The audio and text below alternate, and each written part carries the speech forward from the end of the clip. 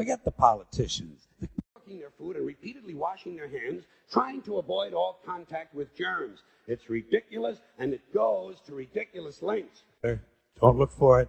Be happy with what you got. Because the owners of this country don't want that. I'm talking about the real owners now. The real owners, the big wealthy business interests that control things and make all the important decisions. Forget the politicians. The politicians are put there to give you the idea that you have freedom of choice. You don't.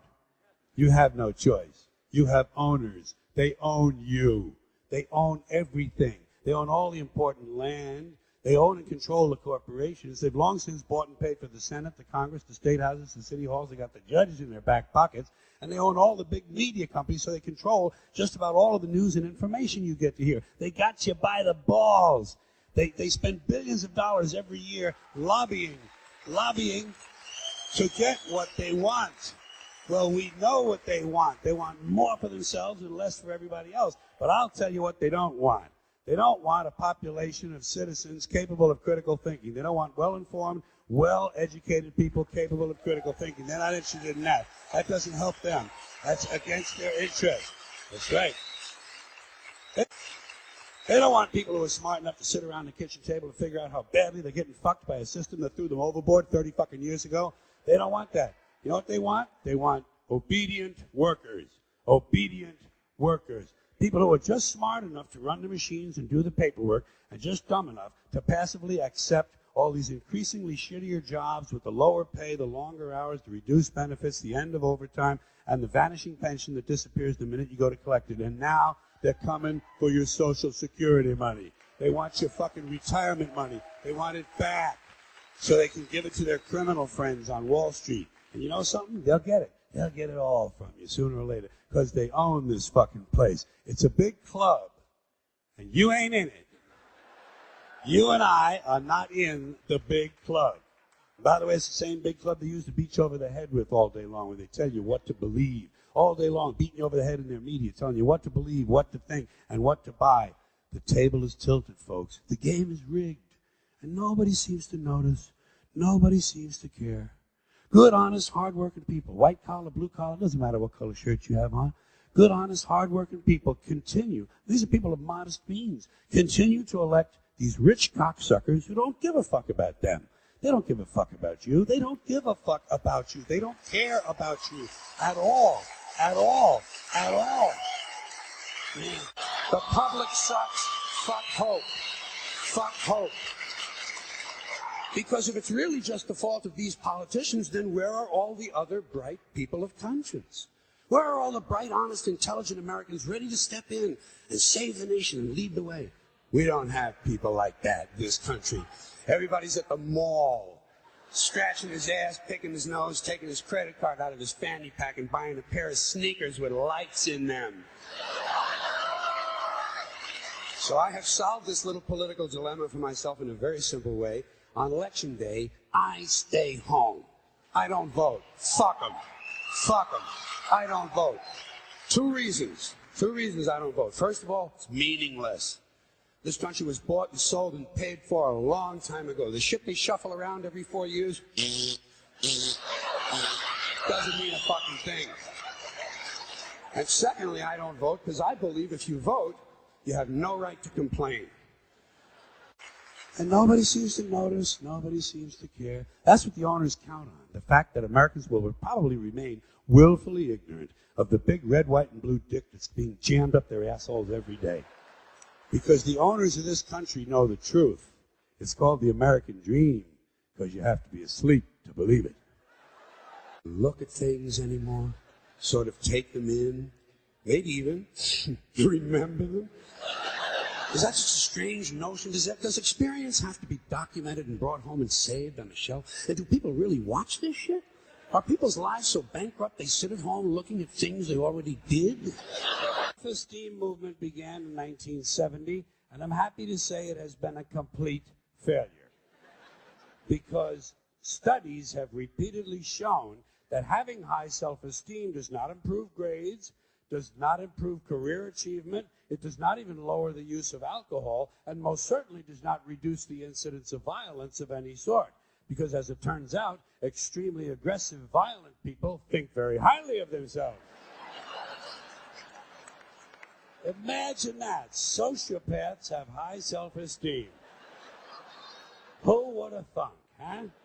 I love when this kind of thing happens. I love when these politically correct ideas crash and burn and wind up in the shithouse. Language. Tell you what you can say and what you can't say. Government wants to tell you some things you can't say because they're against the law. Or you can't say this because it's against the regulation. Or here's something you can't say because it's a secret. You can't tell him that because he's not cleared to know that. Government wants to control information and control language because that's the way you control thought. And basically that's the game they're in. Same with religion. Religion is nothing but mind control. Religion is just trying to control your mind, control your thoughts. So they're going to tell you some things you shouldn't say because they're sins. And besides telling you things you shouldn't say, religion's going to suggest to you some things you ought to be saying. Here's something you ought to say first thing when you wake up in the morning. Here's something you ought to say just before you go to sleep at night. Here's something we always say on the third Wednesday in April after the first full moon in spring at 4 o'clock when the bells ring. Religion is always suggesting things you ought to be saying. Same with political groups of all kinds. Political activists, anti-bias groups, special interest groups are going to suggest the correct political vocabulary, the way you ought to be saying things, and that's where the feminists come in. Now, as I said, I got nothing against the feminists. In fact, I happen to agree with most of the feminist philosophy I have read. I agree, for instance, that for the most part, men are vain, ignorant, greedy, brutal assholes who just about ruined this planet. Who just about ruined this planet because they're afraid someone might have a bigger dick out there somewhere. You know what they ought to do? They ought to have 2 new requirements for being on the police. Intelligence and decency. You never can tell. It might just work. It certainly hasn't been tried yet. It's one of these things we tell ourselves so we'll feel noble. Life is sacred. Makes you feel noble. Well, let me ask you this. If everything that ever lived is dead, and everything alive is going to die, where does the sacred part come in? I'm having trouble with that. Because, I mean, even with this stuff we preach about the sanctity of life, we don't practice it. We don't practice it. Look at what we kill. Mosquitoes and flies, because they're pests. Lions and tigers, because it's fun. Chickens and pigs, because we're hungry. Pheasants and quail, because it's fun. And we're hungry. And people, we kill people, because they're pests. And it's fun. Looking for. Conservatives want live babies so they can raise them to be dead soldiers. Pro-life. Pro-life. These people aren't pro-life, they're killing doctors. What kind of pro-life is that?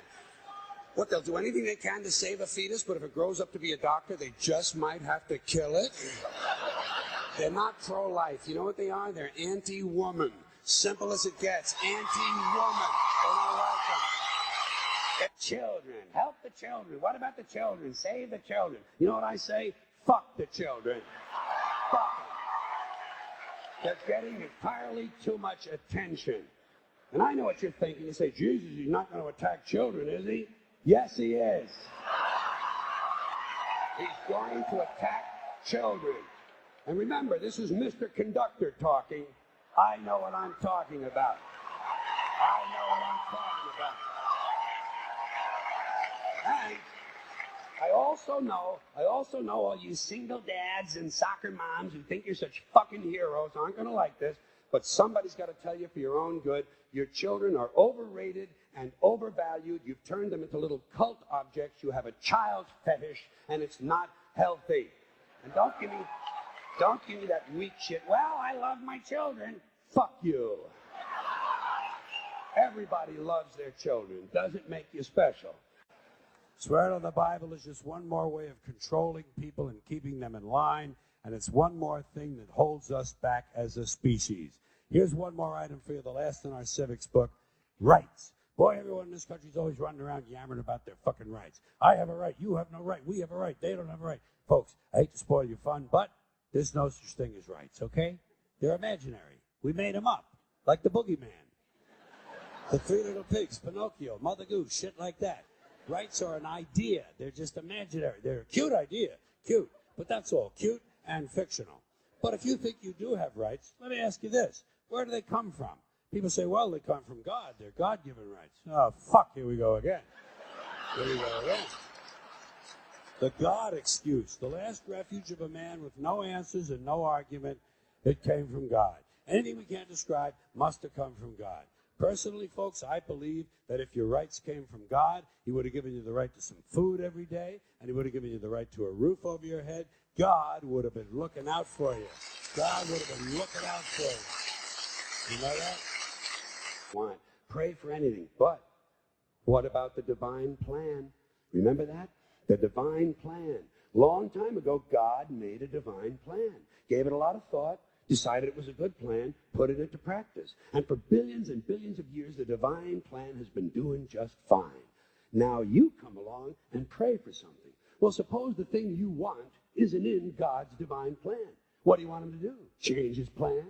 Just for you? Doesn't it seem a little arrogant? It's a divine plan. What's the use of being God if every rundown schmuck with a $2 prayer book can come along and fuck up your plan? And here's something else, another problem you might have. Suppose your prayers aren't answered. What do you say? Well, it's God's will. Thy will be done. Fine. But if it's God's will and he's going to do what he wants to anyway, why the fuck bother praying in the first place? Seems like a big waste of time to me.